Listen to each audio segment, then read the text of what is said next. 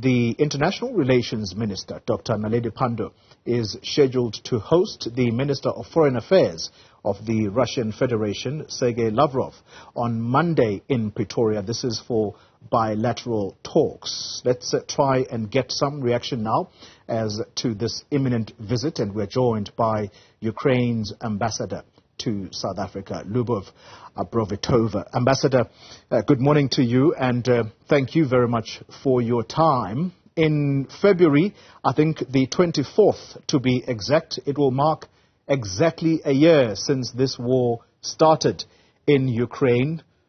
Of course, the aggressor being Russia here. Let's understand from your position whether you have a special message you would want to send to our Minister of Foreign Affairs, Naledi Pandor, ahead of this visit. Good morning, and thank you very much for having me on the program. First of all, thank you for this opportunity, and the only message that all Ukrainians are sending today to the entire world is these are the Ukrainians who most of all want peace and stability in their land and restoration of territorial integrity of their country. And we hope that every opportunity of our foreign partners to talk to their Russian colleagues about Russian aggression in Ukraine will be used to call Russia to stop its aggression and military action in Ukraine. Yeah. Ambassador, we know South Africa's links with Russia. We know that relationship, it goes back many years. Do you plan to meet with the Minister of DIRCO, Dr. Naledi Pandor, ahead of this visit, or you are sending this message of hope via the media, hoping that the minister will have Ukraine's best interest at heart when she meets with Sergey Lavrov? Well, obviously, we are very grateful to all media to paying attention to this war of Russia in Ukraine, and we are using all the opportunities to talk to South African society about Russian atrocities in my country. But the main channel of contact and channel of dialogue for any embassy in South Africa is obviously the Department of International Relations and Cooperation. And now we are in touch with DIRCO regarding the peaceful formula of President Zelensky that he was introduced during the summit of let me say 19, not 20, the year before, and we very much hope that this peaceful plan of President Zelensky to stop Russian aggression and to prevent Russia of further military actions, not only in Ukraine but anywhere in the world, will be discussed during this proposed visit of Lavrov to South Africa. Yeah. We both know, Ambassador, South Africa's position at the United Nations, what that position is, and that is that of not taking sides, if we were to put it in simple English. South Africa says we are not taking sides on this. So what hope is there that South Africa could potentially persuade the foreign minister of Russia to talk to his president in order for what is happening in your countries to stop? You just mentioned that South Africa and Russia are having long-standing relations historically, but the same situation is between Ukraine and South Africa. Both our countries are sharing a long story of bilateral relations, and we really very much hope that this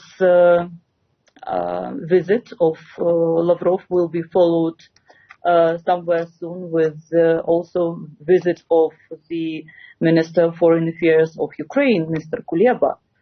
I assume that it is very important for South African side, taking that position that you just mentioned in the United Nations, that it is very important for South African sides to speak to both sides. Yeah. And I noted with interest that yesterday at the plenary, I think it was the opening of the World Economic Forum, the First Lady of Ukraine, Olena Zelensky, stating in that gathering, driving the message where she called for the restoration of international law and the United Nations Charter. That prompts the question from my side as to whether Ukraine is getting or is gaining momentum in trying to call for a stop to the war and, of course, driving this through various other nations.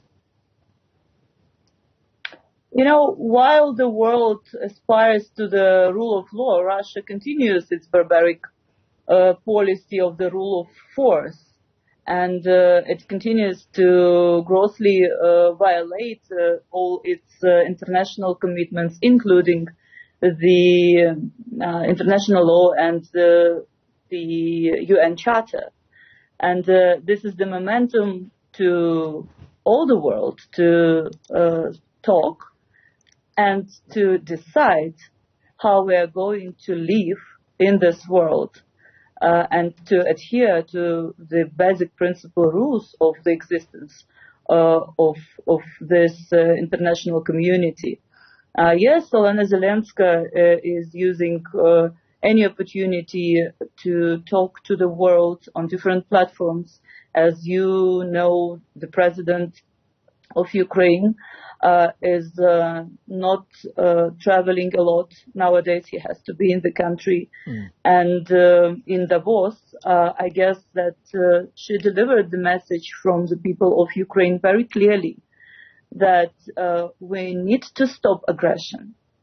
We need to stop terrorist state of Russia from continuing killing the civilian population, the children of Ukraine. It's very clear that for Russians, our civilian population and children are the main enemy.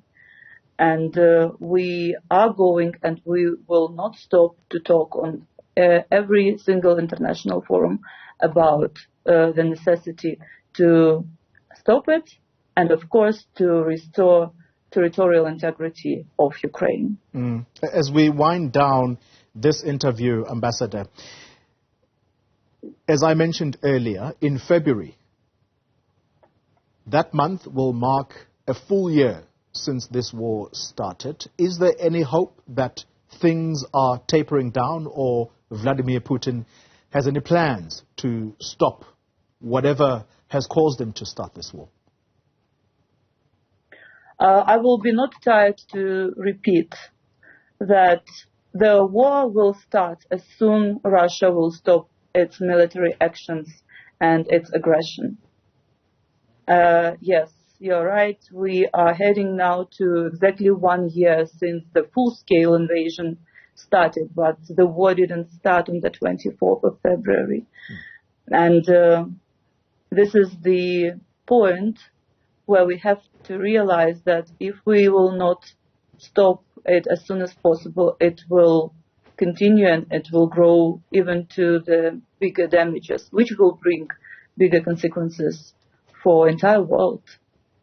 Ukrainian Ambassador to South Africa, Liubov Abravitova, thank you very much for your time. Thank you.